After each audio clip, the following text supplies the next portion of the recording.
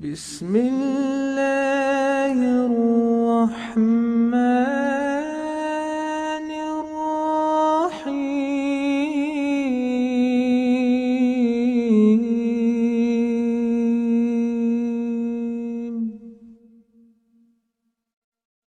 اعوذ باللہ من الشیطان الرجیم بسم اللہ الرحمن الرحیم وَإِن مِّنْ أَهْلِ الْكِتَابِ إِلَّا لَيُؤْمِنَنَّ بِهِ قَبْلَ مَوْتِهِ صدق اللہ مولانا العظیم وبلغنا رسولہ النبی الکریم ونحن علی ذلک من الشاہدین والشاکرین والحمد للہ رب العالمین۔ اب درس حدیث پاک شروع ہونے والا ہے۔ میں اس بارے میں آپ کا شکر گزار ہوں کہ آپ نے حدیث کے بیان کرنے، سمجھنے اور سمجھانے کی ضرورت کو باور کرایا اور قوم کو احساس دلایا۔ ایک مدت سے قرآن اور حدیث کا جو متن ہے وہ زنگ آلود ہو رہا ہے، اور قوم جو ہے وہ گانے بجانے کی اس قدر عادی ہو گئی ہے کہ مسجدیں جو ہیں وہ گانے کے اڈے بن گئے ہوئے ہیں، اور جتنا وقت لوگوں کی تعلیم اور فہمائش کے لیے استعمال ہونے لگا ہے وہ انٹرٹینمنٹ میں استعمال ہوتا ہے۔ جس سے گویے گاتے ہیں اور سننے والے گانا سن کے ان کی کچھ خدمت کر دیتے ہیں، اس کو روزانہ کی زندگی بنا لیا ہوا ہے۔ دیکھنا یہ ہے کہ پیغمبر صلی اللہ علیہ وآلہ وسلم نے جو نعت استعمال کی ہے وہ کتنی حد تک کی ہے، واعظ نے کتنا وقت گھیرا ہوا تھا، قرآن نے کتنا وقت گھیرا ہوا تھا، حدیث نے کتنا وقت گھیرا ہوا تھا، اور اس کے اندر نعت نے کتنا وقت گھیرا ہے۔ اور نعت بھی اس وجہ سے حدیث بن گئی کہ نبی کریم علیہ السلام کی موجودگی میں پڑھی گئی، سرکار نے اس کو منع نہیں فرمایا۔ اتنی نعت جو ہے وہ حدیث کا حصہ ہے، جیسا کہ سرکار تاجدار مدینہ علیہ السلام کی بارگاہ میں حضرت حسان بن ثابت قبیلہ عبد الدار کے ممبر پہ کھڑے ہو کے وہ کہتے ہیں الا ابلغ ابا سفیان عنی مغلغلۃ فقد برق الخفاء فإن سیوفنا ترکتک عبدا وعبد الدار سادتها الاماء لسانی صارم لا عیب فیہ وبحری لا تقدرہ الدلاء فإن ابی ووالدتی وعردی لعرد محمد منکم فداء حجوت محمدا فعجبت عنہ وعند اللہ فی ذاک الجزاء۔ یہ نعت ہے سرکار کی، لیکن اس میں سرکار کے اوصاف اتنے بیان نہیں ہوئے جتنے دشمن کی مذمت ہے۔ جس ابو سفیان نے سرکار تاجدار مدینہ علیہ السلام کی مذمت کبھی اسی ممبر پہ کھڑے ہو کے کی تھی، اس ممبر پر سرکار نے انہیں کھڑا کیا اور وہ کہتے ہیں الا ابلغ ابا سفیان عنی مغلغلۃ فقد برق الخفاء، تم جا کر کے ڈنکے کی چوٹ پر ابو سفیان سے یہ بات کہہ دو کہ وہ تاریکیاں کافور ہو گئیں جن میں کھڑے ہو کر تم سرکار کی شان کے خلاف باتیں کیا کرتے تھے۔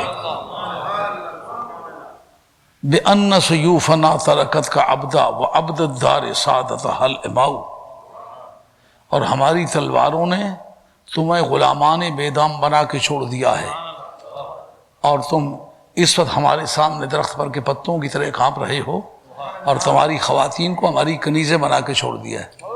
یہ سرکار کی نعت تو نہیں ہے، سرکار کے دشمن کی مذمت ہے۔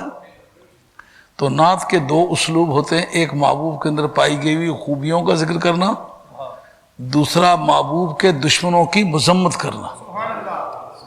یہ اشعار مسلم شریف کے اندر بطور حدیث کے متن کے موجود ہیں، حدیث کا متن ہے، یہ حدیث تقریری ہے، سرکار کی بارگاہ میں یہ پڑھے گئے، سرکار نے منع نہیں فرمایا۔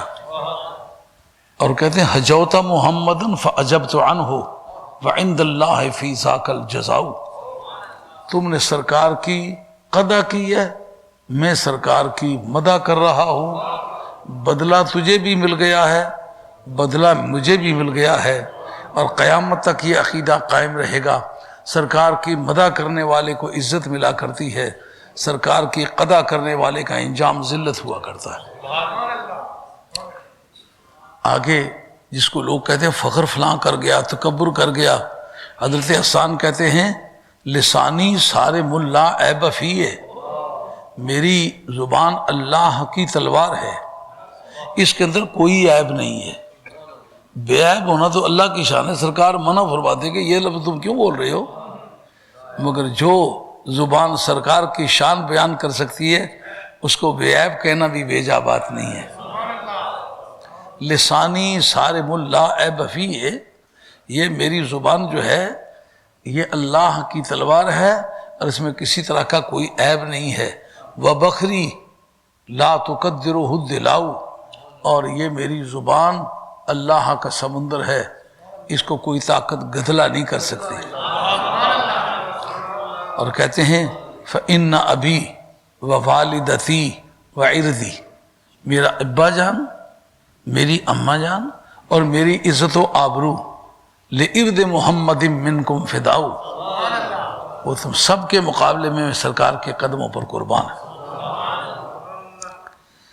تو اب یہ اس پورے ماحول میں کئی سالوں میں ایک مثال ہے۔ تو نعت بئی معنی تو ایک جائز بات ہے، اچھی بات ہے، لیکن ریشو کو مد نظر رکھنا ضروری ہے۔ سرکار کے شب و روز حدیث بیان گزرتے ہیں جو سرکار کا ارشاد ہے، تعلیمات ہیں، اور قرآن مجید کی سب سے اچھی کامنٹری جو ہے وہ نبی پاک علیہ السلام کی حدیث ہے۔ اور یعلمکم الکتاب والحکمہ، یہ تمہیں کتاب سکھاتا اور حکمت سکھاتا ہے۔ واو مغایرت کے لیے آتی، ایڈیٹو کنجنکشن ہے، دو الگ الگ نہ ہوں تو پھر ان کے درمیان اینڈ نہیں آتا، اسی طرح واو بھی نہیں آتی۔ معلوم ہوا قرآن مجید اور ہے، حکمت اور ہے، اس کی جو تشریحات ہیں، اس کی جو گہرائیاں ہیں، اس کے مضامین ہیں، یہ نبی کی جاب ہے۔ وہ نبی کا سارا ٹیکسٹ بھی، پورا سلیبس بھی، اور وہ پورا کورس بھی وہ الماریوں میں پڑا ہوا ہے، قوم اس کو ہاتھ لگانے کے لیے تیار نہیں ہے۔ اس لیے میں آج آپ کا شکریہ ادا کرتا ہوں جو آپ نے حدیث کے لیے ماحول بنایا ہے۔ نہیں تو مولانا کو کھڑے کر کے کہتے ہیں بیچ میں جی کوئی صاحب ملوک کے دو چار شعر بھی بیچ میں پڑھنا، یعنی وہ سمجھتے ہیں کہ اور کوئی واعظ ہو نہ ہو صاحب ملوک ضرور ہونا چاہیے۔ صاحب ملوک شریف ایک بڑی برکت والی کتاب ہے جو ہزارہ نصیحتوں پر مشتمل ہے، اور اس کے پڑھنے کے اندر یہ کرامت ہے، میاں صاحب عارف کھڑی رحمۃ اللہ کے عشق الہی بیدار ہوتا ہے۔ لیکن دیکھنا ہے آسمان سے سیف الملوک نازل ہوا یا قرآن نازل ہوا ہے، تو قرآن کو بھولے سے ہاتھ نہ لگانا۔ جس کو 400 600 شعر سیف الملوک کے یاد ہوں، اس کو سیدھی 2 آیتیں یاد نہ ہوں، افسوس کے قابل بات ہے کہ نہیں؟ جس کو اور بے شمار شعر پنجابی فارسی کے اردو کے بے شمار یاد ہوں، 10 حدیثیں گنتی کی یاد نہ ہوں، تو پھر یہ حدیث جو کئی لاکھ کی تعداد میں ہمارے پاس موجود ہے، یہ کس مقصد کے لیے آئی ہے؟ کس حضور نے کیوں یہ زحمت فرمائی ہے؟ تو ان دنوں خاص طور پر سنن ابی داؤد پر یہ بحث اس لیے چھڑی ہے کہ یہ پیچھے جو سنی کانفرنس میں سالانہ ختم نبوت کانفرنس تھی، اس میں آخری تقریر میری تھی، تو چونکہ مرزا قادیانی بدبخت نے اپنے نبوت کی طرف جاتے ہوئے اس نے پہلے راستہ ہموار کیا کہ میں امام مہدی ہوں۔ یہ سن 1891 میں غالباً اس نے پہلی مرتبہ یہ بات کہی۔ اس سے 4-6 سال گزرنے کے بعد میں عیسیٰ ہوں، پھر اور 4-6 سال گزرنے کے بعد 1900 میں یا 1901 میں تو اس کے جو قادیان کی مرکزی مسجد ہے اس کے خطیب غالباً فضل کریم، اس کا یہ عبد الکریم نام تھا، اس نے اپنے الفاظ میں کہا کہ یہ مرزا جی نبی ہیں، ان کو اللہ نے بڑی عزت دی ہے۔ تو مرزا جی نے اس کا انکار نہیں کیا، لیکن جب دیکھا کہ یہ لوگ سہ گئے اس بات کو، تو پھر اس وقت 1901 میں اس نے نبوت کا اعلان کر دیا۔ تو ہمیں بحیثیت ایک مسلمان کے دیانتداری کے سوچنے کے ساتھ پابندی ہے کہ ہم دیانتداری سے سوچیں۔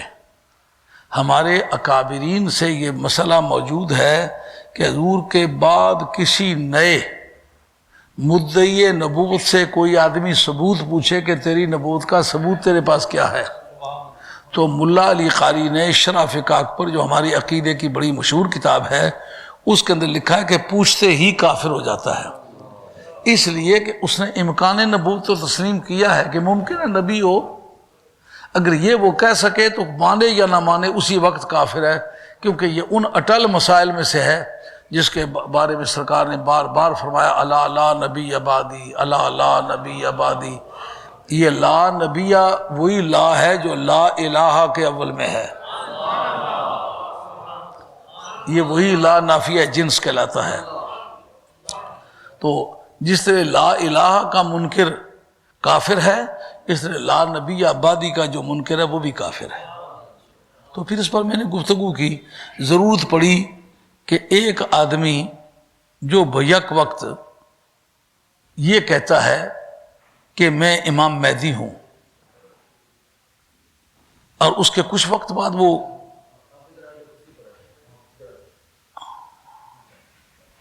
کچھ دیر بعد کہتا ہے میں عیسیٰ ہوں، اب اصول گفتگو کیا ہے؟ اس کو قواعد کی زبان میں، لاجک کی زبان میں کہتے ہیں کلی جزی حقیقی مشخص۔ جزی حقیقی مشخص وہ ہوتی ہے جس کا ایک وضع واضح سے ایک سے زیادہ پر اطلاق نہ آئے۔ جس خدا نے، جس رسول نے یہ تعلیم دی ہے کہ امام مہدی کوئی شخص ہے، انہوں نے جزی حقیقی مشخص کی حیثیت سے اس کی تعلیم دی۔ ایک خاص شخص ہے کہ ہماری بولی میں اس نام والا کوئی دوسرا شخص نہیں ہے۔ اب اس کے لیے معنی مجازی ممکن تھے کہ کوئی کہے مہدی، مجاز کے طور پر کہا، اصل اس سے مراد کوئی بزرگ شخص ہے، لیکن مجاز کا معنی مراد لینے کے لیے کیا ضروری ہے کہ معنی حقیقی کسی طرح نہ لیے جا سکیں، اس کے کوئی قرینہ صارفہ موجود ہو۔ معنی مجازی اس وقت لیے جایا کرتے، تو جس وقت ایسے قرائن موجود ہوں کہ معنی مجازی لینا ہی منع ہو، مثال کے طور پر ایک آدمی کی زمین کا کیس ہے، وہ کہیں گے زمین اتنی ہے، دھیان کرنا پڑے گا، یہ جو بزرگ تشریف لا رہے ہیں ہمارے سر آنکھوں پر ہیں، ان کا تشریف لانا ہمارے لیے بڑی عزت کا باعث ہے، لیکن آپ کو ادھر دیکھنے کی اجازت نہیں ہے، آپ میری آنکھوں میں آنکھیں ڈال کے دیکھیں، میں ضرورت کے مطابق سب کو دیکھتا ہوں، سب کی سائیکالوجی چیک کرتا ہوں کہ میری بات سمجھ آ رہی ہے نہیں آ رہی، اگر یہ بات مجبوری نہ ہو تو مجھے بھی دیکھنے کی اجازت نہیں ہے۔ ہاں، حضور سرور اعظم کی حدیث مبارک ہے، اس کے بارے میں بہت آداب اعلیٰ قسم کے ہیں۔ اب معنی مجازی اور حقیقی کی ایک مثال پیش کرنے لگا تھا۔ جزی حقیقی مشخص اس بات کا نام ہے کہ ایک محکمہ مال کے پٹوار خانے میں، ریونیو بورڈ میں یہ لکھا ہوا ہو کہ یہ زمین جس کا کھاتہ نمبر یہ ہے، خطونی نمبر یہ ہے، رقبہ اتنا ہے، محل وقوع شجرہ کشتوار پر اس جگہ ہے، یہ اس آدمی کی زمین ہے جس کی ماں کا نام یہ ہے، باپ کا نام یہ ہے، دادے کا نام یہ ہے، قوم اس کی یہ ہے، رہائش اس کی یہ ہے۔ اب اس کو کوئی کہے کہ مجازی معنی کرنا ممکن ہے، یہ کسی طرح ممکن ہے بات؟ یہ باتیں ساری مل کے اس کو معنی مجازی کو روک رہی ہے کہ نہیں؟ اگر اس طرح ممکن ہے تو پھر آپ کی زمین میں لے لوں، مجازی معنی ہے، آپ مراد نہیں ہے میں مراد ہوں، تو پھر ولدیت کو کوئی کون کدھر لے جائے گا؟ اس کا اپنا معنی تو مجازی کرو گے، باپ کا معنی مجازی کس طرح کرو گے؟ کھیوٹ کا معنی مجازی کس طرح ہوگا؟ خطونی کا معنی مجازی کس طرح ہوگا؟ شجرہ کشتوار کدھر جائے گا؟ اس شہر کے اندر اس زمین کا واقع ہونا وہ کدھر جائے گا؟ جب یہ سب تعین موجود ہے، معنی مجازی کس طرح ممکن ہے؟ اس لیے ضرورت پڑی کہ بتائیں کہ امام مہدی کون تھے۔ جس وقت امام مہدی کا پورا شجرہ ہم نے حدیث کی زبان سے بتا دیا، اس وقت پھر یہ مشکل پیش آئی کہ قادیان کا رہنے والا مغل خاندان کا آدمی یہ وہ کیسے ہو سکتا ہے جس کا باپ عبداللہ ہو، ماں آمنہ ہو، ہاں جی، اور اس کی دادی سیدہ فاطمہ ہو، دادا اس کا امام حسن اور علی ہو، نور سے اعلیٰ اس کا محمد صلی اللہ علیہ وسلم ہو، جب یہ پورا شجرہ لکھا ہوا ہو تو پھر وہ یا مرزا قادیانی کہلانے میں جھوٹا ہے یا مہدی کہلانے میں جھوٹا ہے۔ اگر وہ مرزا کہلانے میں جھوٹا ہے تو جو جھوٹ کہہ چکا ہو وہ نبی نہیں ہوا کرتا، اگر وہ امام مہدی کہلانے میں جھوٹا ہے تو پھر بھی وہ نبی نہیں ہو سکتا، جھوٹے نبی نہیں ہوا کرتے۔ بات سمجھ آ گئی؟ جس وقت اس نے ترقی کی اور بتایا کہ میں عیسیٰ ہوں تو تناسخ کا عقیدہ اس وقت وجود میں آتا ہے کہ ایک جون سے بدل کے دوسری جون بن گیا ہے۔ یہ ہندوؤں کا عقیدہ ہے، یہ برہمنوں کا عقیدہ ہے، یہ مسلمانوں کا عقیدہ نہیں۔ انکارنیشن اس کو انگریزی میں کہتے ہیں، تناسخ۔ اردو اور پنجابی میں اواگون بھی اس کو کہتے ہیں، عربی کا لفظ ہے تناسخ، کہ ایک آدمی جون بدل جائے، پہلے وہ گاندھی تھا اور بعد میں بکری بن جائے۔ یہ تناسخ کا عقیدہ ہندوؤں کا عقیدہ ہے، مسلمانوں کا عقیدہ نہیں۔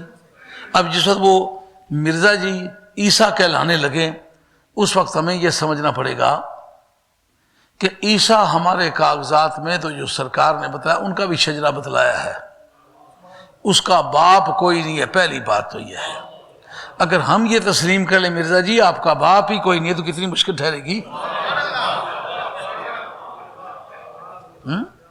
اس سے بڑھ کر گالی بھی ہو سکتی ہے کسی کے انسان کے لیے۔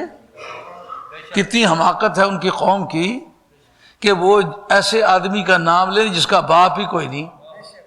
اگر ان کے جھوٹ کو وہ اگر سچ بھی تسلیم کرتے ہیں تو پہلے یہ تسلیم کرتے ہیں کہ یہ ولد نامعلوم، ان کا باپ ہی کوئی نہیں ہے۔ تو اگر چراغ بی بی کو یہ بشارت دی جائے کہ تمہارا بیٹا ایسا نیک آدمی ہے، وہ کہتا ہے کہ تم نے بغیر خاوند کے یہ بچہ جنا ہے، تو چراغ بی بی کی قبر بھی تڑپے گی کہ نہیں تڑپے گی؟ اب ان حدیثوں پر گفتگو ہے جناب۔ اب کریں کیا؟ گونہ رنج و عذابست جانے مجنورہ، اصل وارث کو دقت پیش آتی ہے۔ جب کسی کے کھیت میں بھینس آ کے منہ مارے تو بھی مالک اٹھ کے اس کے گلے پڑتا ہے، بکریاں آ کے اس کا فصل کو ضائع کریں پھر بھی مالک۔ ہم چونکہ اس سچے دین کے بانیوں کی اولاد میں سے ہیں، اور ہمارے خاندان نے کبھی ایک لمحے بھر کے لیے بھی مذہب تبدیل نہیں کیا۔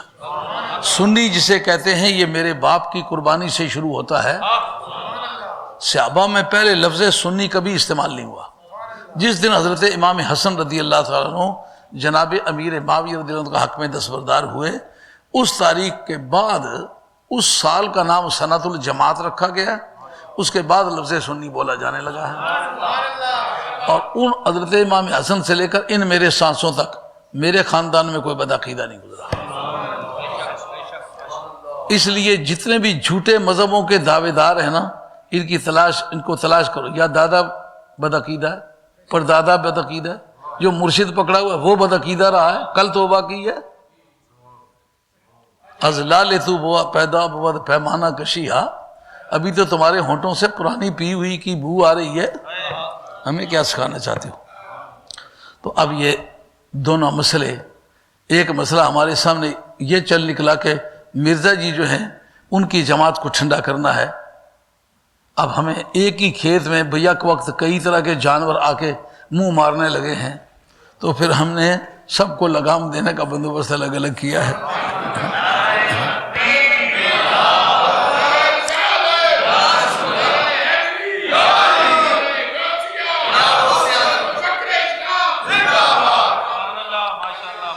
پچھلی دفعہ اس ابو داؤد شریف کی چند احادیث میں نے آپ حضرات کی خدمت عالیہ میں پیش کی تھی۔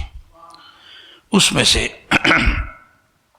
ایک حدیث چل رہی تھی جس پر وقت اختتام پذیر ہو جانے کے باعث اس کو تشنہ تکمیل چھوڑ دیا تھا، اب اس پر دوبارہ سلسلہ جنبانی کرتے ہیں۔ اس حدیث کی راویہ حضرت ام سلمہ رضی اللہ تعالیٰ عنہا ہیں۔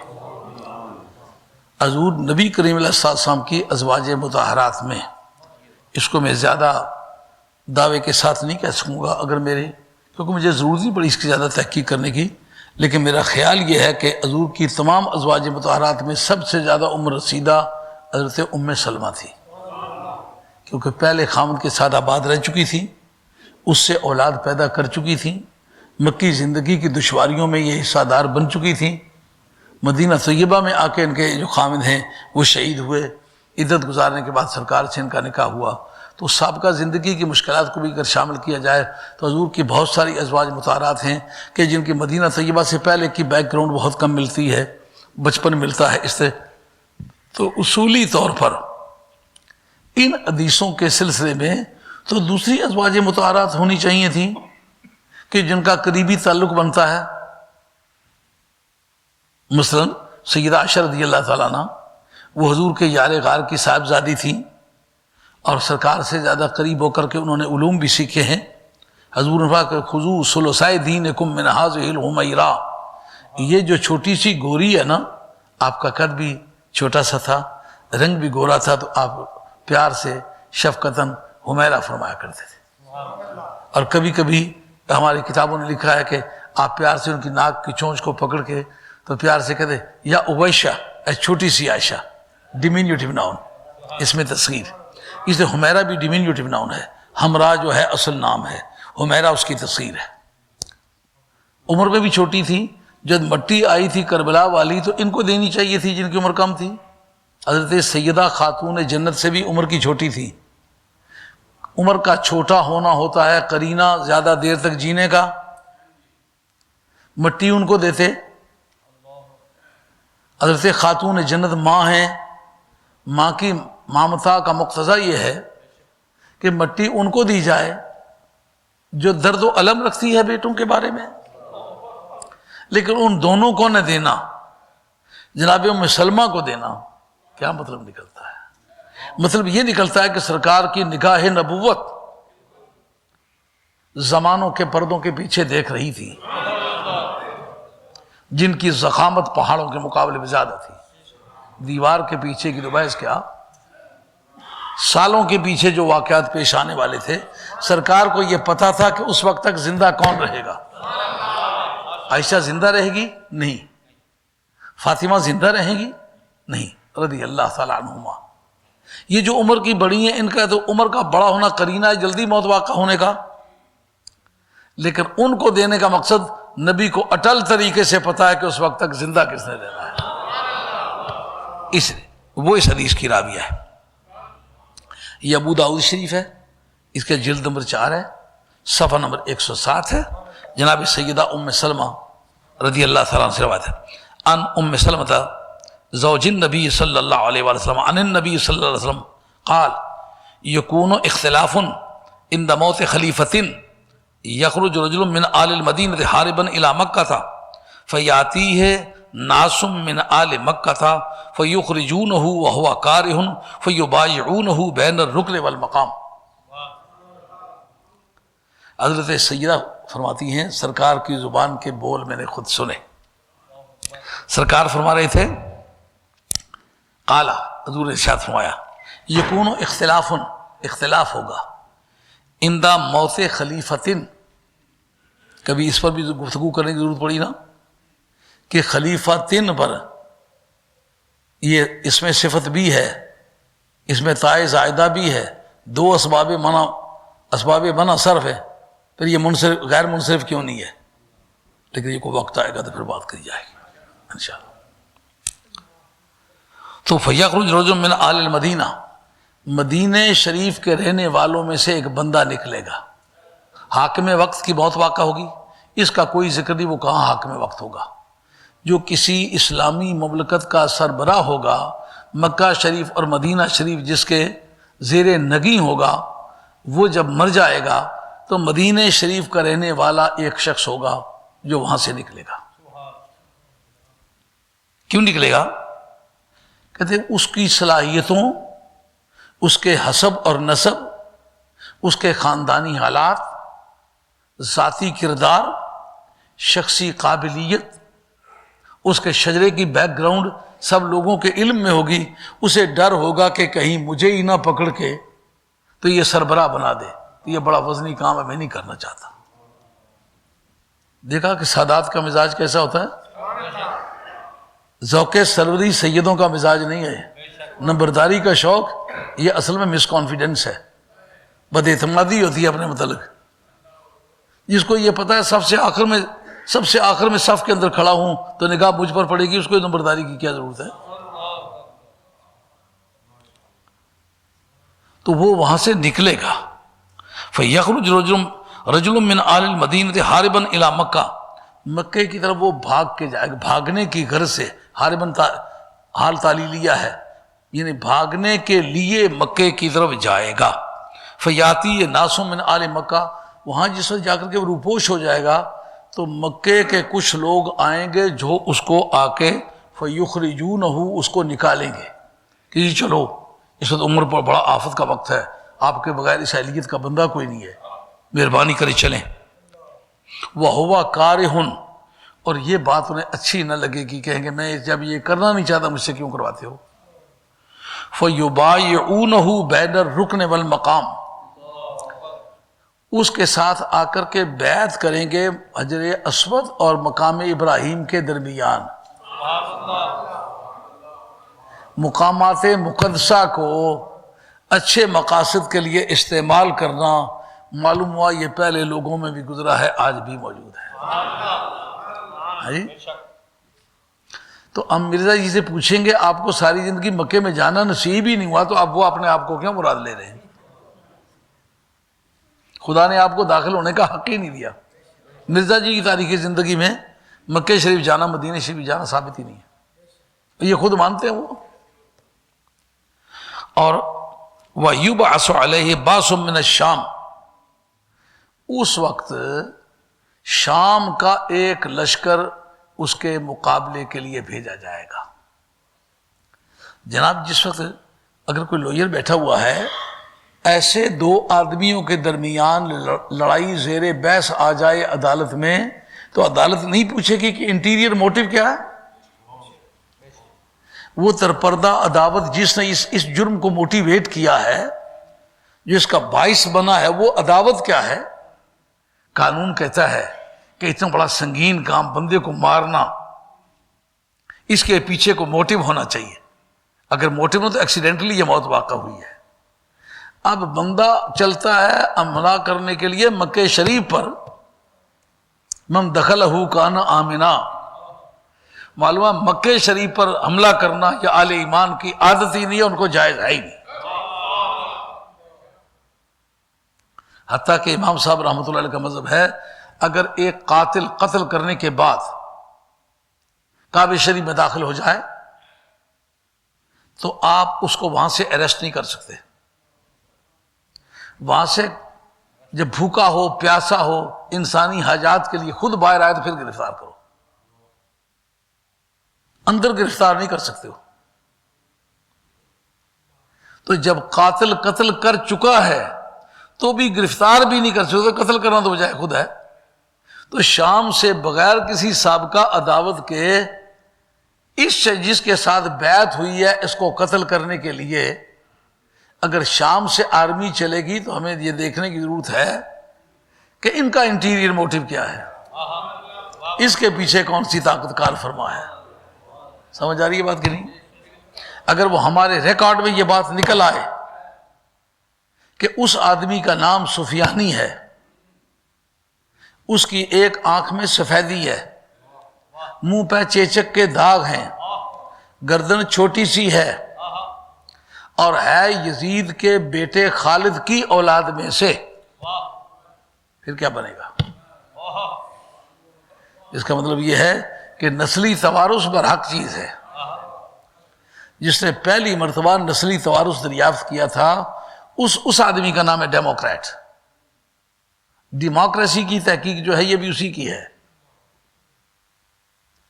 اس کی وجہ کیا ہوئی تھی؟ ایک نیگرو واقع گریک عورت سے اس نے شادی کر لی، بچے سارے گورے گورے، اس کی بیٹیاں وہاں کے گوروں کے ساتھ شادی ہوئیں اور اس کے بیٹوں کی شادیاں وہاں کی گوریوں کے ساتھ ہوئیں. اب جوڑے ہی گورے گورے ہو گئے. آگے چل کر کے وہ بیوی پر الزام عائد کرتا ہے، کہتا ہے تو جھوٹی ہے، تم نے یقیناً میری عزت میں خیانت کی ہے، نہیں تو میں کالا پچنگ ہوں، کسی بچے کا ناخن میری طرح نہیں ہے، بال میری طرح نہیں ہے، میرے بال گھنگریالے ہیں، ان کے سیدھے ہیں، سٹریٹ بال ہیں ان کی آنکھیں اور طرح کی، ایک بال تو کم از کم اگر میں ان کا باپ ہوں ایک بال تو کم از کم ان کا میرے جیسا ہونا چاہیے تھا۔ جب ان کا بال بھی نہیں ہے تو یقیناً تم نے میری عزت میں خیانت کی ہے۔ اس وقت کا یہ عیسیٰ علیہ السلام کی ولادت سے 580 برس پہلے یہ آدمی مرا ہے، یہ ٹیکسلے کا شاگرد ہے، ایٹم بھی اس نے ٹیکسلے میں دریافت کیا تھا۔ ہاں، یہ جو اپولو اسٹرناٹ وغیرہ کو اپولو نام رکھا ہے نا، دراصل اپولو ایک دیوتے کا نام تھا۔ یہ بلتستان کے علاقے میں ایک شہر ہے، اس کی وہاں مناسٹری تھی، اس میں اس وقت کے جو ہندو وغیرہ لوگ تھے یہ اس کی پوجا کرنے کے لیے وہاں جاتے تھے، یوگا کمانے کے لیے۔ چونکہ یہ وہاں کا شاگرد تھا اس لیے یہ نام یہ وہاں سے لایا تھا، یہ گریک ورڈ نہیں ہے، یہ ادھر سے لایا تھا۔ جی، تو وہ لکھتا ہے کہ جس وقت اب اس کی بیٹیوں کی شادیاں جو گوریاں ہیں وہاں کے گوروں سے ہوئیں، اس کے بیٹوں کی شادیاں جو ظاہری طور پر وہ گورے ہیں وہاں کی گوریوں سے ہوئیں، اب بہویں بھی گوریاں داماد بھی گورے، یہ اکیلا بیچ میں کالا ہے۔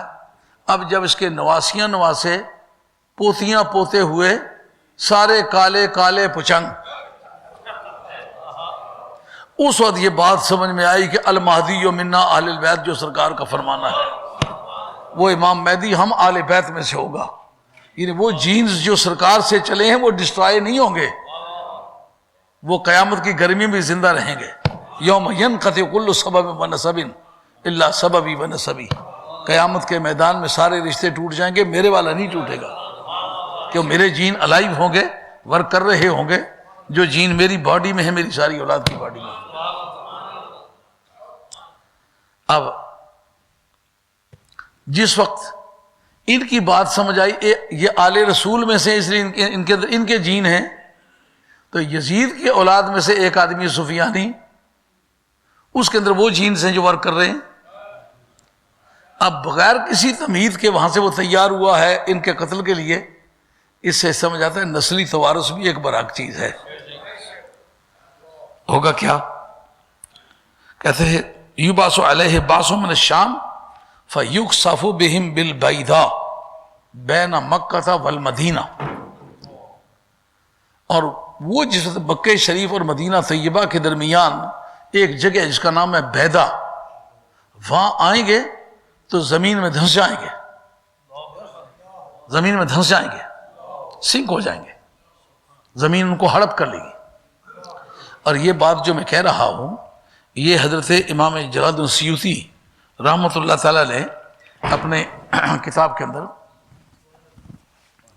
جو تفسیر در منصور ہے، یہ نہیں وہ نہیں، تفسیر در منصور ہے، تفسیر در منصور جلد نمبر 6 ہے، سورہ سبا ہے، آیت نمبر 51 ہے، اس کی تفسیر میں یہ بات لکھی ہوئی موجود ہے۔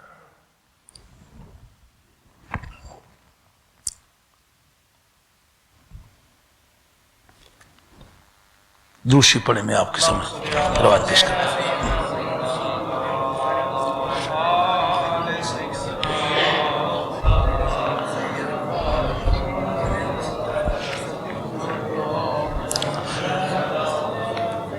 یہ سنیے، یہ عبارت ہے جناب، اخرج ابن جریر، یہ امام طبری کا نام ہے ابن جریر، یہ طبری کی عبارت ہے، یہ ٹرانسمیسیو ایکسیجیسس ہے، یعنی جس طرح نبی کریم علیہ الصلوۃ والسلام سے قرآن ملا ہے نا، قرآن کی تفسیر بھی سرکار کی زبان سے ملی ہے، اس کو کہتے ہیں تفسیر بالمعصور۔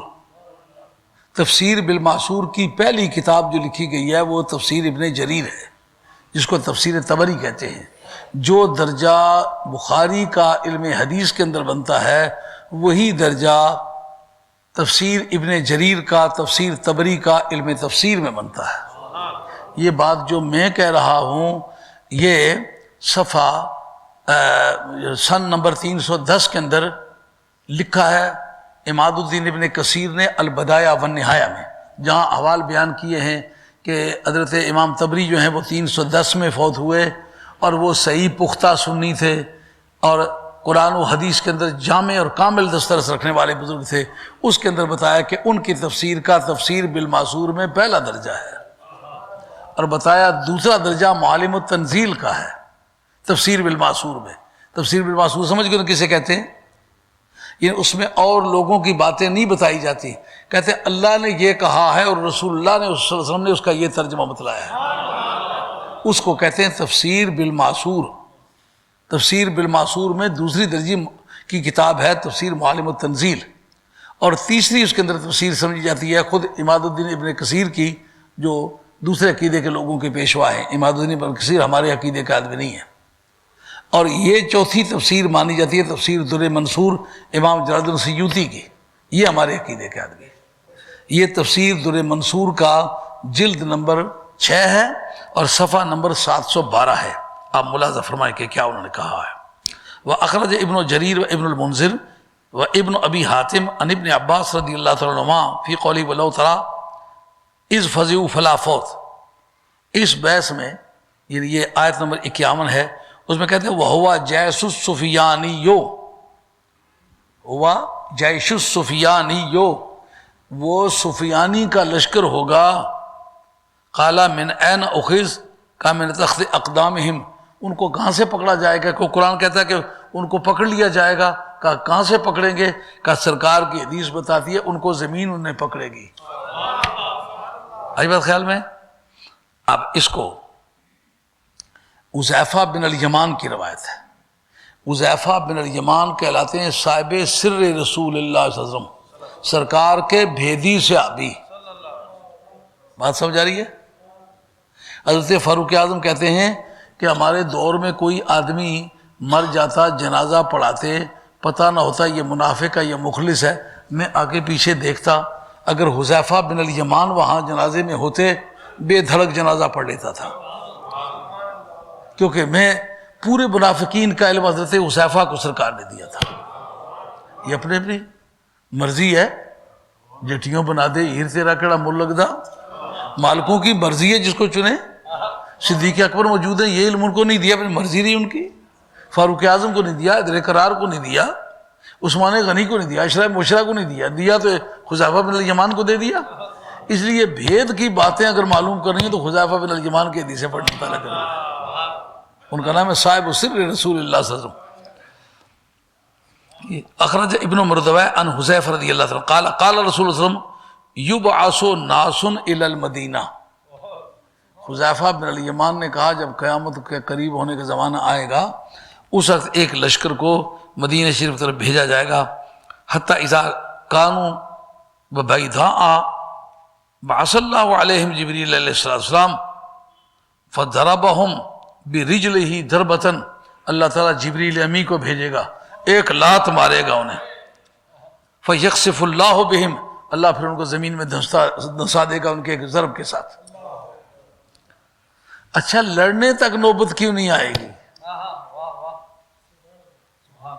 کہ دراصل یہ اولاد فاطمہ کی کرامت ہوگی کہ دنیا پر یہ امر ظاہر ہو کہ خون رسول جب تک دنیا میں زندہ رہے گا کرامتیں ظہور میں آتی رہیں گی۔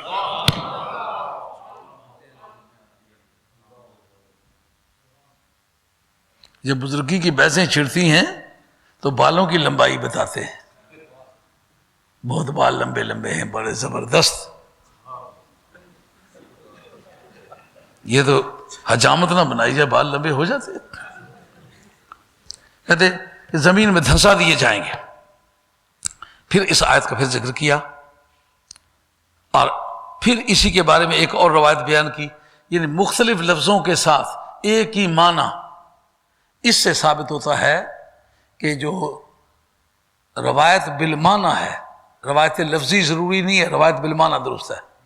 جیسا موسیٰ علیہ السلام کی سٹوری قرآن مجید سورہ طٰہٰ میں اور طرح بیان کرتا ہے، سورہ نمل میں اور طرح بیان کرتا ہے، لیکن معنی اس کے وہی ہیں۔ اس سے محدثین نے بحث میں ثابت کیا ہے کہ تفسیر بالمعنی جو ہے، روایت بالمعنی، یعنی روایت لفظی کی بجائے ڈائریکٹ سپیچ کی بجائے انڈائریکٹ سپیچ بھی ایکسیپٹیبل ہے، بشرطے کہ کسی آدمی کو ڈائریکٹ سے انڈائریکٹ میں کرنے کا ڈھنگ آتا ہو۔ یہ وہی ہے، سرکار کے صحابہ ہیں۔ اچھا سب جب زمین میں دھسا دیے جائیں گے پھر پتہ کس طرح چلے گا کہ وہ زمین میں دھسے ہیں؟ کہ ایک آدمی ان میں سے بچے گا. وہ ایک آدمی کس لیے بچے گا؟ جو واپس جا کے بتلائے گا جن کو بے لے کے گیا تھا ان کی یوں گت بنی ہے، وہ تو سارے ہلاک ہو گئے. اب اس پر حضرت امام جلال الدین سیوطی فرماتے ہیں جس وقت یہ واپس جا کے بتلائے گا تو صورت بالکل وہی بن جائے گی جو کبھی ابابیل آئے تھے نا ابرے کے ہاتھیوں کو مارنے کے لیے، سب کے ٹکڑے کر کے چھوڑ دیے تھے. اور کیا ٹکڑے کرنے والا کون تھا؟ کہ ابابیل. کہ ان کے پاس بم کس طرح کے تھے؟ کہا کنکریاں تھی، کسی اٹامک انرجی میں تیار کی گئی تھی. کہا اٹامک انرجی میں نہیں تھی، رب کی اٹامک انرجی میں تھی، عام صحرا کی کنکریوں کی طرح تھی، کوئی ایسی خاص نہیں تھی. کہا ماری کنہوں نے؟ ابابیلوں نے. یار ابابیل کا وزن کل کتنا ہوتا ہے؟ وہ 2 تولے اس کا گوشت صاف کیا جائے 2 تولے سے زیادہ نہیں ہوتا، آدھی چھٹانک بنتا ہے اس کا گوشت کھولو. تو آدھی چھٹانک کے وزن کا پرندہ وہ اگر کنکری مارے تو ایک کنکری لگی ہے ہیلمٹ پر، لوہے کی ٹوپی پر، لوہے کی ٹوپی کے پرخچے اڑ گئے. کھوپری پر لگی ہے، کھوپری کے 2 ٹکڑے ہو گئے. وہی باڈی پر لگی ہے، باڈی کے 2 ٹکڑے ہو گئے. اور وہی ہودج پر لگی ہے، جو اس کا ہوتا ہے نا سیڈل، جو کجاوا جس کو اماری کہتے ہیں. امار دز اس لوہار کا نام ہے جس نے پہلی مرتبہ ہاتھی پر ڈالنے کے لیے وہ کجاوا بنایا، اس کا نام تھا امار. تو عام طور پر نہیں پنجابی کہتے تو ہاتھیاں نہیں ہماری پر چڑھی پھرنی اڑی سی ہیں. وہ جو اس کا کجاوا ہے اس کا نام ہے اماری، اس کو ہودج کہتے ہیں. وہ جو ہودج ہے اس کو وہی کنکری لگی جس نے شاہ سوار کے 2 ٹکڑے کیے، اسی نے ہودج لوہے کا ہودج ہے اس کے بھی 2 ٹکڑے کر دیے. وہی کنکری لگی ہاتھی کو، ہاتھی کے 2 ٹکڑے کر دیے. وہی کنکری زمین پر لگی، زمین کو چیر گئی. اب پوچھتا ہے کوئی حضرت حیدر کرار کی تلوار کے بارے میں مبالغہ کرتے ہو کہ انہوں نے عمر ابن عبد ود کو ایک ضرب ماری، وہ پہلے ہیلمٹ پہ لگی، ہیلمٹ کے 2 ٹکڑے ہو گئے، کھوپری پہ لگی، کھوپری کے 2 ٹکڑے ہو گئے، ذرا بغزر پہ لگی، ذرا بغزر کے 2 ٹکڑے، باڈی پہ لگی، باڈی کے 2 ٹکڑے ہو گئے، زین پہ لگی، زین کے 2 ٹکڑے ہو گئے، گھوڑے کو لگی، گھوڑے کے 2 ٹکڑے ہو گئے، جبل صلا پہ جا کے برسی تو جبل صلا کو چیر کے رکھ دیا. یہ کس طرح مانے ایسا ہوا ہے؟ اور ظالم دیکھ، جس بارگاہ کی ایک چڑیا ہاتھی مار سکتی ہے اس بارگاہ کا علی ہے، اس کے بارے میں کیوں کہتا ہے؟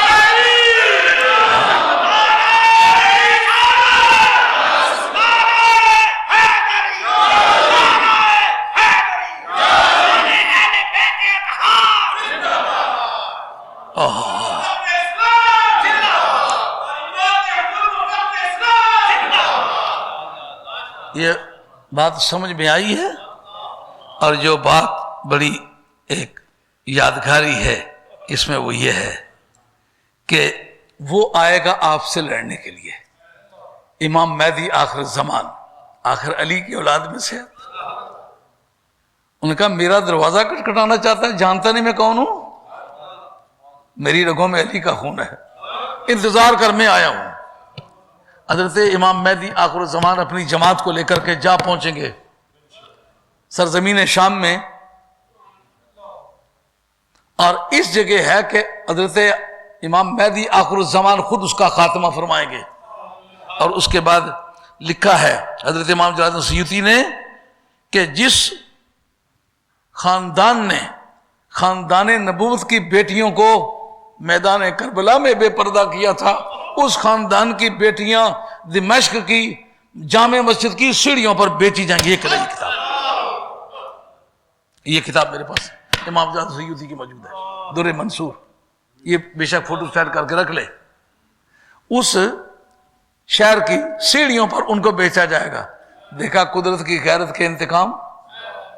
خاندان نبوت کی بیٹیوں کو میدان کربلا میں انہوں نے قیدی بنایا تھا، قدرت آج انتقام ان سے یہ لے رہی ہے کہ دمشق والوں کی بیٹیاں صبح کے وقت تاجوروں کی بیٹیاں تھیں، اور شام سے پہلے پہلے اس شہر کی سیڑھیوں پر کنیزوں کی شکل میں انہیں بیچا گیا. خیال سی میں یہ بات. اچھا، یہ بنیاد یہ میرے پاس موجود ہے. جو کوئی فوٹو اسٹیٹ کرانا چاہتے بے شک کرا لے، کہ یہ نہ سمجھا جائے کہ میں نے اپنی طرف سے بات کی ہے. اس پر 2-4 روایتیں، کافی ساری روایتیں ہیں جو اسی مضمون کی ہیں، لیکن میں نے اس کا جسٹ آپ کے سامنے بیان کر دیا تاکہ بات کو سمجھنے میں آپ کو دقت نہ ہو. اچھا، اب جناب وہ حاکم بن کے آئیں گے. یہ بات موجود ہے کہ آئیں گے، حاکم بن کر کے آئیں گے. خود ابو اس کو جا کے سفیانی کو خود قتل کریں گے. اب جب خود وہ قتل کریں گے، ہم مرزا جی سے اس موقع پر پوچھنے کی پوزیشن میں ہیں، مرزا جی آپ کبھی دمشق گئے؟ کبھی آپ کو جانا میسر نہیں آیا؟ کوئی سفیانی نام کا بادشاہ جو آپ پر حملہ کر کے پہلے مکہ شریف میں آیا ہو، اس کے انتقام کے لیے آپ وہاں گئے ہوں، یہ پیش آئی ہے بات؟ اب معنی مجازی کا کیا چانس ہے اس میں؟ جو یہ اس کو وہاں جا کر کے مار ڈالیں گے تو حدیث بتاتی ہے کہ 7 سال تک وہ حکومت کریں گے، حاکم بن کر کے آئیں گے. یملؤ الارض عدلا و قسطا، عدل و انصاف سے اور حقوق کی بحالی کے ذریعے سے پوری زمین کو بھر دیں گے، جیسا کہ یہ ظلم اور ستم سے بھری ہوئی ہے. مطلب یہ کہ جس کا نام امام مہدی ہے وہ حاکم بن کر کے آئے گا، محکوم بن کر کے نہیں آئے گا. ہم وہ فوٹو آپ کو اگر دکھا دیں کہ جو گرداسپور کی عدالت میں آپ ہاتھ جوڑ کے کھڑے ہیں کہ میں آئندہ اس طرح کے الہامات شائع نہیں کروں گا، تو کتنی شرمناک قسم کی یادگار ہوگی کہ اللہ تو بیان کرے کہ وہ جو آئے گا امام مہدی، رسول کریم علیہ السلام بیان کریں جو امام مہدی آئے گا وہ تو حاکم بن کر کے آئے گا، اور تم محکوم بن کے مجسٹریٹ کی عدالت میں کھڑے ہو کے کہو میں اس طرح کے کوئی میں ظلم و ستم نہیں کروں، میں نے آئندہ اس طرح کے علامات شائع نہیں کرنے. عدل و انصاف سے بھرنا کس کا کام ہے؟ حاکم وقت کا. اچھا، اس کے بعد دیکھنا ہے پھر کیا ہوگا. امام مہدی آخر الزمان وہاں جا کے پہنچیں گے اور سفیانی کا خاتمہ ہوگا. یہ بات جو میں کہہ رہا ہوں یہ شاہ عبدالحق صاحب محدث دہلوی کی اشیاۃ العلومات شرح مشکات شریف کا یہی مقام، کیونکہ مشکات شریف میں بھی یہ حدیثیں کتاب الفتن کے اندر آتی ہیں، اور وہ کتاب الفتن کے اندر اس حدیث کی شرح کرتے وقت بالکل لفظ بلفظ یہی لکھا ہے فارسی میں. اگر آپ کے پاس موجود ہے تو صبح اسے نکال کے دیکھیں کہ وہ سفیانی ہوگا، ایک آنکھ سے کانا ہوگا، جو مرزا جی کا حال ہے یہی اس کا ہوگا، اور منہ پہ چیچک کے داغ ہو گئے. یہ بیچ میں وہ جو 7 سال والا دور ہے وہ بھی کچھ گزر چکا ہے، کچھ پورا ہونے والا ہے. اس موقع پر حضرت عیسیٰ علیہ السلام کا نزول ہوگا. ان دونوں کی آپس میں ملاقات، وہ عیسیٰ کی سچائی کی دلیل بنے گے امام مہدی، امام مہدی کی سچائی کی دلیل بنے گے جناب عیسیٰ علیہ السلام. اب ہمیں اس پر گفتگو کرنی ہے کہ وہ جو عیسیٰ علیہ السلام تشریف لائیں گے ان کی پوزیشن کیا ہوگی. یہ میرے ہاتھ میں مستدرک ہے امام حاکم کی. یہ امام حاکم جو ہیں ان کا 405 سن ہجری سن وفات ہے. یہ شاگرد ہیں ابن حبان کے جن کا 354 سن وفات ہے، اور یہ جہاں ابن حبان کے شاگرد ہیں امام بہقی کے استاد ہیں جن کا سن وفات 458 ہے.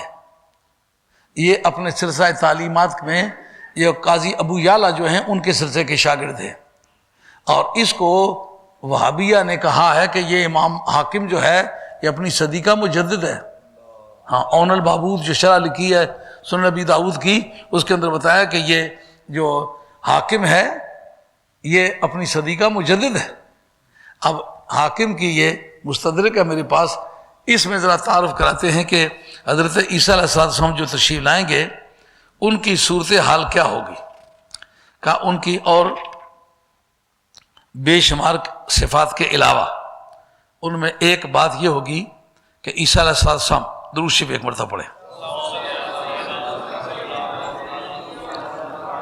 الصلاۃ والسلام علیہ یا سیدی۔ جی ہاں جی سنیے، کہ عیسیٰ علیہ السلام تشریف لائیں گے، ان کی بیک گراؤنڈ سمجھ لیا نا۔ اس مستدرک کے اندر یہ بات موجود ہے کہ عیسیٰ بیٹا ہے مریم کا، مریم بیٹی ہے حنا کی، حنا بیٹی ہے فاکوز کی۔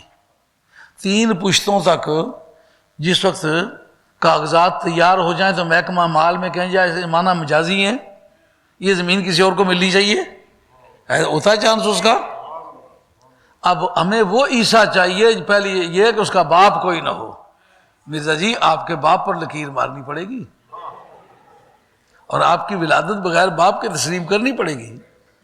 عیسیٰ تو اس کے بعد بحث شروع ہوگی، پھر دیکھیں گے آپ کی ماں کا نام تو چراغ بی بی، اگر بغیر خامد کے بھی جن ڈالے تو پھر عیسیٰ بننا پھر مشکل ہے۔ تو وہ مغلوں کی بیٹی ہے، یہ بنی اسرائیل میں سے ہے، بنی اسرائیل کا اور مغل کا آپس میں کوئی تعلق نہیں ہے۔ ہاں جی، اور اس جگہ سرکار تاجدار مدینہ علیہ السلام فرماتے ہیں جب عیسیٰ آئے گا نا تو وہ کس شان کے ساتھ آئے گا؟ کہ عیسیٰ آئے گا میرے مزار پر تو سافر عیسیٰ حاجن او معتمرن او بنیتہما، کہ عیسیٰ علیہ السلام جو دنیا پہ آ چکیں گے ان کی جناب حضرت امام مہدی سے ملاقات ہو چکے گی، تو وہ حج کے ارادے سے یا عمرے کے ارادے سے یا دونوں کے ارادے سے میرے مزار پر حاضری دیں گے۔ اچھا، اس کا مطلب یہ کہ یہ جو لوگ اس وقت ڈالے ہوئے ہیں ہمارے ساتھ جھگڑے کہ جناب یہ تم قبروں پہ جاتے ہو تو یہ تو تمہارا بہت برا حال ہے، تمہارا عقیدہ غلط ہے، اگر عیسیٰ علیہ السلام سرکار کی قبر پر جائیں گے تو پھر کیا ہوگا؟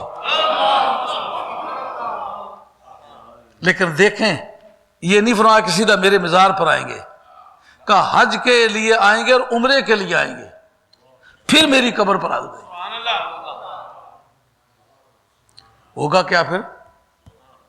کہتا ہے یسلم علیہ فی قبری، میری قبر میں مجھے کہیں گے السلام علیکم، الصلاۃ والسلام علیک یا رسول اللہ، فارد جوابہ، میں اس کا جواب پھر اسے دوں گا۔ اس پر ذرا گفتگو کی ضرورت ہے، اس پر گفتگو کرنے کی ضرورت ہے۔ کتنا ٹائم ہو گیا، کتنا باقی ہے؟ کئے بجے شروع کیا تھا؟ گھنٹے سے زیادہ ہو گیا میرا خیال ٹائم؟ نہیں میں بوڑھا آدمی ہوں، مجھے آپ اتنا مصروف رکھیں جتنا میں پھر دوبارہ آ سکوں۔ ہیں؟ نعرہ تکبیر، نعرہ رسالت، شہادہ غوث البراء، شہادہ غوث البراء۔ عرض خدمت ہے، آئیں گے وہ حج اور عمرے کے لیے، پھر آپ کے پاس کیوں آئیں گے؟ یہ دھیان کرنے کی بات ہے۔ یہ اب میری گفتگو کے اختتامی کلمات ہیں، توجہ فرمائیں گے، بہت مناسب نتیجہ نکلے گا۔ حج اور عمرے کے ارادے سے آئیں گے، حج عمرہ کہاں ہوتا ہے؟ مکہ شریف میں ہوتا ہے، حج اور عمرہ مدینہ طیبہ تو نہیں ہوتا۔ جب آئیں گے حج کے ارادے سے، آئیں گے عمرے کے ارادے سے، تو میرے پاس کیوں آئیں گے؟ سنی جو تیرا عقیدہ ہے، حج اور عمرہ ہوتا مکہ شریف میں ہے، لیکن اس کی رجسٹریشن جو ہوتی ہے وہ مدینہ طیبہ میں ہوتی ہے۔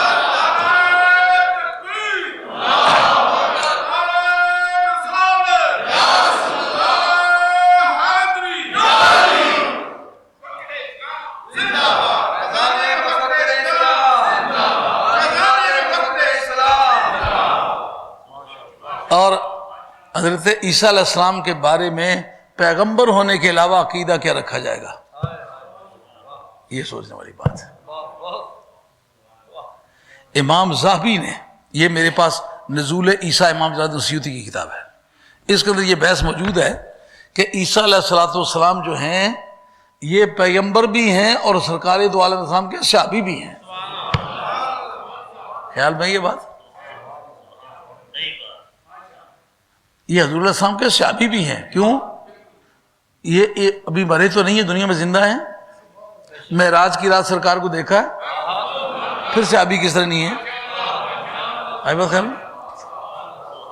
اب اس پر تھوڑی سی گفتگو کرتے ہیں، کیونکہ ان دنوں کسی دوست نے کوئی ایک اشتہار لکھ کر ہمیں بھیجا کہ آپ کہتے ہیں نعرہ تحقیق کے جواب میں حق سب یار کہو، آپ امام حسن کو بیچ میں لانا چاہتے ہیں۔ ہم حق چار یار اس لیے کہتے ہیں کہ یہ خلافت کا نعرہ نہیں ہے، یہ صحابیت کا نعرہ ہے۔ تو صحابیت میں حضرت امام حسن شریک نہیں ہے، چونکہ وہ صحابی نہیں ہے، بہت چھوٹی عمر کے تھے، اس لیے یہ دھیان سے بات سننی ہوگی۔ علماء کرام کی ضیافت طبع کے لیے آپ اس پر دھیان فرمائیں گے، کبھی آپ کو کسی گفتگو کے میدان میں ہماری ضرورت پڑے گی۔ اور وہ میں جو کتابیں میرے پاس ہیں اس پر بھی فوٹو اسٹیٹ کرانا چاہیں، مجھے کوئی اعتراض نہیں ہوگا، کیونکہ ہم سرکار کا دین پھیلانے کے لیے اس کو چلا رہے ہیں، کوئی اپنی مناپلی بنانے کے لیے ہمارا کوئی پروگرام نہیں۔ حضور کی بارگاہ کے گداگر ہیں اور ہوکا دے رہے ہیں، جس کی قسمت ہے وہ لے لے گا۔ کہ چونکہ حضرت امام حسن عمر کے چھوٹے تھے، 7 برس آپ کی عمر شریف تھی، تیسرے سال ہجرت میں سرکار کی ولادت ہوئی ہے، تو 7 سال آپ کی عمر تھی۔ عمر کا چھوٹا ہونے کی وجہ سے وہ صحابی نہیں ہے، اس لیے ہم 5 یار کا نعرہ نہیں لگاتے، بلکہ حق 4 یار۔ اگر صحابی کی وجہ سے لگاتے ہو تو باقی صحابہ کو نکالنے کی کیا وجہ ہے؟ کسی کے نیک نیتی کے بارے میں تو کم از کم انسان کی ڈیوٹی ہے سوچے۔ کتنا بے عیب قسم کی سوچ ہے کہ سرکار کے سب صحابہ، ان میں 1 2 4 10 20 ہوں تو اور بات ہے، درجوں کے حسابوں سے لوگوں نے ان کے انکار کیے ہیں۔ حق سب یار کہو تاکہ ان سب کی تردید ہو جائے۔ نعرے کی اصل بنیاد یہی ہے کہ اگرچہ اور بھی مد و ثنا کے معنی بھی نعرے کے اندر پائے گئے ہیں، لیکن اکثر و بیشتر تردیدی مقصد ہوتا رہا۔ مثلا صحابہ کے بارے میں رضی اللہ تعالیٰ عنہ کا نعرہ جب لگا، یہ وہ وقت ہے جس وقت کے صحابہ کے بارے میں ان کا اخد میں یہ بھاگ گئے تھے، اللہ ناراض ہو گیا، اور آپ نے کہا میں اور وہ آپس میں راضی ہیں، تمہارا کیا تعلق ہے؟ رضی اللہ عنہم ورضوا عنہ، وہ مجھ سے راضی ہیں، میں ان سے راضی ہوں، تیری کیا پتی ہے؟ حضرت حیدر کرار کی شان میں کہا گیا سب ود اللہ وجہ، کہنے والا کوئی بھی تھا، لیکن یہ کہا گیا اللہ اس کا منہ کالا کرے۔ کوئی سے کا باپ مارا ہوا ہے، چچا مارا ہوا ہے، بھائی مارا ہوا ہے، وہ کہتے ہیں خدا اس کا منہ کالا کرے۔ سرکار نے فرمایا کرم اللہ وجہہ۔ یہ نعرہ اس وقت لگا جب تردید مراد تھی، اس کی منکروں کی تردید مراد تھی۔ اللہ حضر قیاس جس وقت حضور پر نور سرور عالم صلی اللہ علیہ وسلم پر کئی دنوں تک وحی نہ آئی تو کفار نے مشہور کر دیا ودا محمد الربہ وقلا، محمد کو محمد کے رب نے چھوڑ دیا ہے اور بیزار ہو گیا ہے۔ اس وقت جو وہ دعا نازل ہوئی تو وہ دعا اما بنعمت ربک فحدث پر پہنچے، تمام صحابہ نے اونچی آواز سے کہا نعرہ تکبیر، اللہ اکبر۔ یعنی اللہ کی کبریائی اس وقت انہوں نے بیان کی جس وقت نعت مصطفیٰ جوبنوں پر آئی کہ اب جھوٹوں نے جو بات کہی تھی خدا نے محمد کو چھوڑ دیا ہے، خدا نے کو چھوڑا نہیں ہے، ان بے ایمانوں پر جو ہے یہ خدا تعالیٰ کا غضب نازل ہو۔ تو امام شافعی رحمۃ اللہ تعالیٰ علیہ کے قول کے مطابق اما بنعمت ربک فحدث سے لے کر کے سورہ والناس ہر سورت کے خاتمے پر نعرہ تکبیر مارنا ان کے نزدیک سنت موقدہ ہے۔ جلالین شریف اٹھا کے دیکھیں، اس کے اندر موجود ہے۔ البرہان فی علوم القرآن کے اندر یہ بات موجود ہے، علامہ بدر الدین زرکشی نے یہ بات لکھی ہے۔ یہ جو آپ خطبے کے اندر دیکھتے ہیں حسنین کریمان کا نام آتا ہے، حضور کی صاحبزادی خاتون جنت کا نام آتا ہے، باقی بیٹیوں کا نام نہیں آتا۔ یہ عمر بن عبدالعزیز نے شروع کیا۔ اس کی کیا بنیاد تھی؟ اس کی بنیاد بھی تردید تھی۔ کیوں کہ وہ جو 60 برس تبرہ ہوتا رہا وہ ان کا نام لے کے ہوتا رہا، کہا جن کے نام پر تبرہ بھیجتے رہے آج انہی کے نام پر سلام بھیجو، ان کی تردید ہو جائے۔ آج جب دیکھتے ہیں کہ صحابہ کی کوئی برائی بیان کرتا ہے اس وقت ہم صحابہ کی عظمت کا نعرہ لگاتے ہیں حق سب یار، تاکہ ان منکروں کی تردید ہو جائے۔ اگر تم خلیفوں کے منکروں کی تردید کرنا چاہتے ہو تو حق 5 یار کہو، کیونکہ بالاتفاق اہل سنت کا قاطمتاً اتفاق ہے، ایک بھی اس کا منکر نہیں ہے کہ حضرت امام حسن خلیفہ ہے۔ امام حسن کے خلیفہ ہونے کا کوئی منکر نہیں۔ رہ جاتی ہے بات کہ وہ صحابی نہیں، یار خدا کے لیے کبھی پڑھ بھی لیتے تو کیا حرج تھا؟ اگر میں اس ریکارڈ پیش کر دوں جو عدالت میں پیش کیا جائے تو کوئی ماں کا لال اس کو ٹھکرا نہ سکے کہ حضرت امام حسن تو کیا امام حسین بھی صحابی ہیں، پھر کیا ہوگا؟ ابھی پیش کر دو.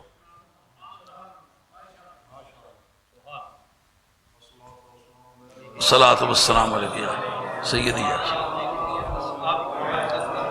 یہ بات تو سمجھ میں آ گئی ہے کہ عیسیٰ علیہ السلام بھی حضرت نبی کریم علیہ السلام کے صحابی ہیں. اب میں آپ کے سامنے ریکارڈ پیش کرتا ہوں.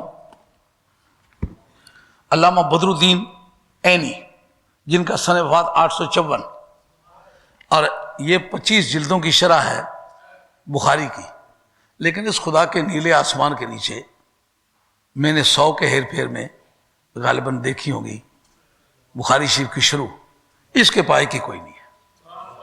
یہ دیکھیں کیا لکھتے ہیں. صحابی کون ہوتا ہے؟ عام مشہور بات یہ ہے کہ صحابی کی تعریف یہ ہے کہ من زار النبی صلی اللہ علیہ وسلم فی حیات ہی مال ایمان و ماتعل ہے، جس آدمی نے ظاہری زندگی میں نبی کو سر کی آنکھوں سے دیکھا ہو، ایمان کے ساتھ اسی پر مر گیا ہو، وہ صحابی ہے.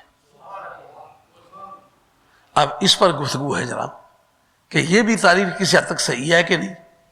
علامہ عینی سے پوچھتے ہیں کہ آپ تو اس اکھاڑے کے رستم ہیں، یہ جلد نمبر 16 ہے اور اس کا صفحہ نمبر 169 ہے. یہ پشت پر لکھا نظر آ رہا ہوگا. علامہ عینی کی عمدۃ القاری شرح بخاری اور جلد نمبر 16 اور صفحہ نمبر 169. اس پر دیکھتے ہیں کہ صحابی کی کیا تعریف ہے. وہ جو میں دوستوں کو کہتا ہوں نا حوالہ جات انڈر لائن ہے، یہ پوری کتاب مطالعہ کر کے نا یہ جو نشانات ہیں یہ 25 کی 25 جلدیں میری مطالعہ شدہ ہیں اور 25 پر ہی نوٹ چڑھے ہوئے ہیں. ایسے جذباتی ہونے سے کام نہیں بنتا، کام کرنا پڑتا ہے. جی لیجئے. انہوں نے بیان کیا ہے کہ صحابی کی تعریف کیا ہے. اسے فرماتے ہیں اشارہ بہذا الی تعریف صاحب وفیہ اقوال. الاول اشارہ الی البخاری بقولہ من صحب النبی صلی اللہ علیہ وسلم اور آہ من المسلمین فہو من اصحابہ. جس نے سرکار کو دیکھا ہے، سرکار کے ساتھ رہا ہے. ایج کی جو شرط ہے ابھی بتاتا ہوں.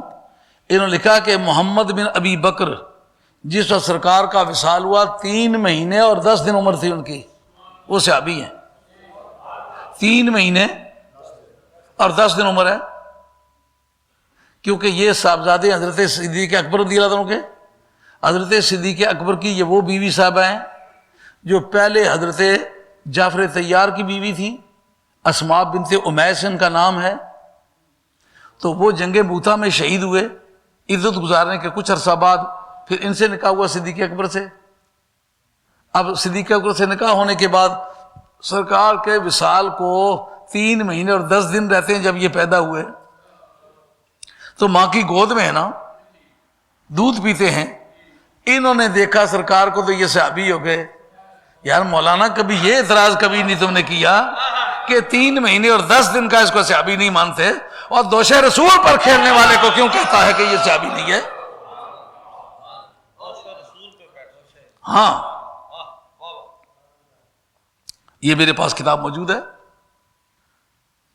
جلد نمبر 16 ہے، صفحہ نمبر 169 ہے، اور اس کے اندر باقاعدہ لکھا ہوا ہے کہ حضرت محمد بن ابی بکر، پھر ان کی والدہ حضرت صدیق اکبر کی وفات کے بعد پھر جناب حیدر کرار سے انہوں نے نکاح کیا. پہلے ان کی بھابھی لگتی تھی، بعد میں صدیق اکبر کی بیوی بنی، اور بعد میں بیوہ ہو کر حضرت حیدر کرار سے نکاح کیا. یہی وجہ کہ تمام جنگوں میں جس جس جگہ ان کو وقت ملا ہے حضرت حیدر کرار کے ساتھ رہے. اور جب ان کو شہید بھی کیا گیا تو مصر میں یہ شہید ہوئے. حضرت حیدر کرار نے ان کو گورنر بنا کے وہاں بھیجا تھا، اتنا اعتماد تھا. ان کو صحابی تسلیم کیا ہے جبکہ 3 مہینے اور 10 دن عمر ہے. پھر بتاؤ، یہ آپ ملاحظہ فرما سکتے ہیں، کوئی بھی علماء دین جو تشریف فرما ہے یہ کتاب موجود ہے، آپ ملاحظہ فرما سکتے ہیں. فتح الباری شرح بخاری، یہ حضرت امام ابن حجر عسقلانی شافی مذہب میں اس پائے کی کوئی شرح دوسری نہیں لکھی گئی۔ امام جلال الدین سیوطی یہ ان کے شاگردوں کے شاگرد ہیں۔ جس دن یہ دنیا سے رخصت ہوئے امام جلال الدین سیوطی رحمۃ اللہ کی 3 سال عمر تھی۔ یہ 852 میں ان کا وصال ہوا ہے، تو وہ 849 میں ان کی ولادت ہوئی ہے، تو اس تاریخ 3 سال کے تھے جس طرح یہ فوت ہوئے۔ ان کے شاگرد ہے حضرت امام جلال الدین سیوطی۔ تو یہ میرے پاس جلد نمبر 7 ہے، یہ جلد بڑے سائز کے 14 جلد ہیں اس کے۔ اچھا، انہوں نے ذرا ملاحظہ فرمائیں، یہ بحث کی ہے، کہتے ہیں صحابی ہونے کے لیے نہ بلوغت شرط ہے نہ تمیز شرط ہے۔ کیوں؟ اگر بلوغت اور تمیز کو شرط قرار دو تو دودھ پینے والے بچے کو کہاں تمیز ہوتی ہے؟ محمد بن ابی بکر تو ابھی پتہ چل چکا ہے کہ وہ صحابی ہیں۔ ہاں جی، اب ملاحظہ فرمائیں، یہ فضائل مناقب صحابہ کا چیپٹر ہے فتح الباری شرح بخاری کے اندر۔ کہتے ہیں کہ من صاحب النبی صلی اللہ علیہ وسلم اور آہو من المسلمین وہو من اصحابہ، جس نے سرکار کو دیکھا وہ سرکار کے صحابہ میں سے ہے، خواہ تمیز اسے ہے یا نہیں، خواہ وہ بالغ ہے یا نہیں۔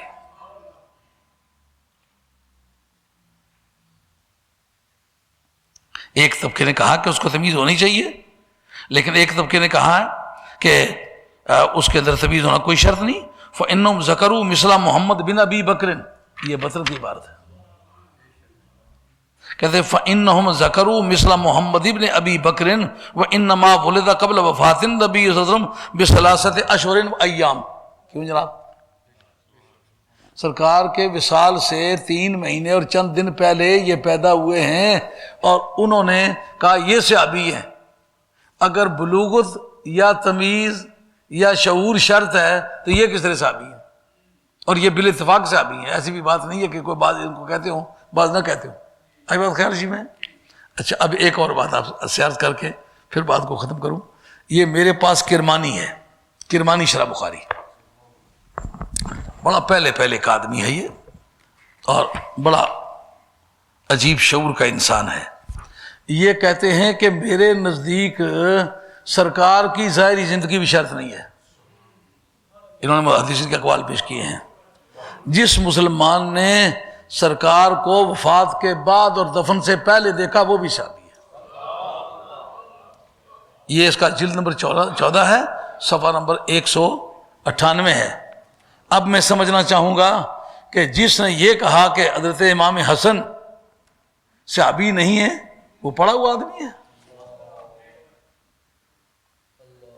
اس کو جو کتابیں مشہور ہیں حضرت امام عسقلانی کی، وہ ایک تہذیب التہذیب ہے 14 جلدوں کی، اور ایک لسان المیزان ہے 7 جلدوں کی، دونوں کے اندر موجود ہے۔ حسن بھی صحابی ہیں، حسین بھی صحابی ہیں۔ ان کا صرف دیکھ لے تو صحابی ہے، سرکار کی زبان منہ میں لے کے چوسے پھر صحابی کے نہیں۔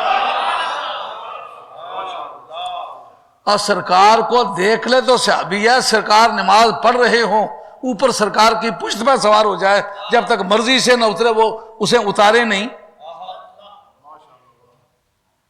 ایک صحابی کہتے رات کے وقت سرکار نماز پڑھ رہے ہیں تو بار بار سرکار پر کبھی باری باری کبھی امام حسین اوپر چڑھ جاتے، کبھی امام حسن چڑھ جاتے، تو میں نے سرکار کے سلام پھیرنے پر عرض کیا کہ میں ان کو چھوڑا ہوں، پورا تم باہر نکل جاؤ، سرکار میں تم باہر نکل جاؤ۔ یہ بات لکھی ہے حضرت امام ابن عسقلانی رحمۃ اللہ علیہ نے۔ پھر کیا سمجھ میں آیا کہ جو سرکار دو عالم علیہ السلام کو دیکھے وہ تو صحابی ہو جائے، جو سرکار کے اوپر سواری کرے وہ صحابی نہ ہو۔ 3 مہینے اور 10 دن کا آدمی ہو وہ صحابی ہو، اور 7 سال تک سرکار کے کندھوں پہ بیٹھتا رہا ہو وہ صحابی نہ ہو۔ جلد نمبر 14 اور صفحہ نمبر 198 ملاحظہ فرمائیں، دیکھیں، دروشی پڑھیں آپ۔ الصلاۃ والسلام علیک یا سیدنا۔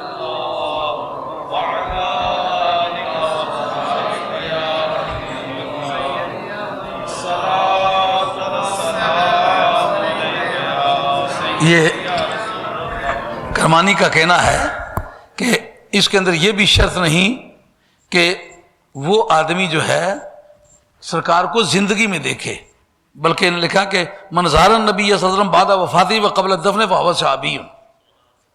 جس آدمی نے سرکار کے وصال کے بعد اور دفن سے پہلے دیکھا وہ بھی صحابی ہے. باقیوں میں تو آپ نے یہ سخاوت کی ہے کہ ان سب کو صحابی مانا ہے. اب مجھے یہ بتاؤ نواسہ رسول کو صحابی ماننے میں کیا دقت ہے؟ اب مجھے یہ بتلاؤ کہ نعرہ تحقیق تم نے کہا، میں نے کہا دو اس کے نعرہ تحقیق سے مجھے کوئی اختلاف نہیں، مجھے جواب سے اختلاف ہے. اور اس میں کیا اختلاف ہے؟ یا بغض آل بیت ہے یا بغض صحابہ ہے. اگر ان دونوں سے میں آپ کو پاک کرنا چاہتا ہوں، میری برائی کیا ہے؟ برائی تو اس کی ہے جو یا حسن کو نکالتا ہے یا جناب امیر معاویہ رضی اللہ عنہ کو نکالتا ہے. وہ کیوں نعرہ سب صحابہ کو نعرہ کیوں نہیں لگاتا؟ اس میں کیا نقصان کیا ہے؟ اور یہ کہنا کہ امام حسن جو ہیں یہ میرے پاس کرمانی 1، فتح الباری 2 اور عمدۃ القاری 3، ان 3 کتابوں نے برملا طور پر یہ لکھ دیا کہ اس کے لیے کوئی بلوغت شرط نہیں، کوئی تمیز شرط نہیں، بلکہ چند نمونے آپ کے سامنے. آپ یہ تو سنتے رہتے ہیں محمد بن ابی بکر صحابی ہیں، تو لیکن اسے ریکارڈ کیا باقاعدہ ابن حجر العسقلانی ہے کہ 3 مہینے اور 10 دن آپ کی عمر ہے. تو جب 3 مہینے 10 دن کی عمر کا آدمی دیکھے تو صحابی ہو جائے، تو پھر جو 7 سال کندھوں پر بیٹھتا رہا ہے، جو 6 سال گود میں کھیلتا رہا، وہ کیوں صحابی نہ ہو؟ دونوں بھائیوں میں 1 سال کا مارجن ہے. تو یہ تھا آج کا بیان، اللہ تعالیٰ قبول فرمائے. تو ایک بات یہ ثابت ہو گئی، ہمیں وہ عیسیٰ چاہیے جو ایک تو بات دھیان کرے، یہ مرزا قادیانی تمہیں ہم چیلنج کرتے ہیں، سوچ کے بات کر. ہمیں وہ عیسیٰ چاہیے آج کی رات سرکار کی اقتداء میں کھڑا ہو اور مہدی سے ملنے کے بعد وہ جا کے سرکار کے مزار پر کھڑا ہو. یہ دونوں باتیں پائی جائیں تو ایسا عیسیٰ ہمارے ہاں قابل قبول ہے. اللہ تعالیٰ میرا اور آپ کا خاتمہ سچے دین پر کرے.